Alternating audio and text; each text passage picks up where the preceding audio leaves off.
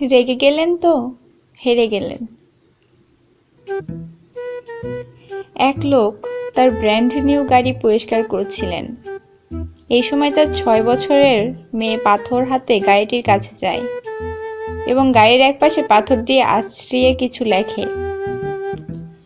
লোকটি যখন দেখতে পায় তার মেয়ে গাড়ির গায়ে আঁচড় কাটছে, তখন সে রাগে হিতাহিত জ্ঞান শূন্য হয়ে পড়ে এবং মেয়েটির হাতে আঘাত করে।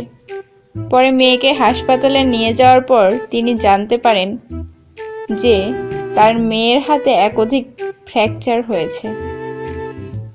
হাসপাতালের বিছানায় শুয়ে মেয়েটি যখন প্রচণ্ড ব্যথায় তার বাবাকে জিজ্ঞেস করে, বাবা, আমার হাত কবে ঠিক হবে?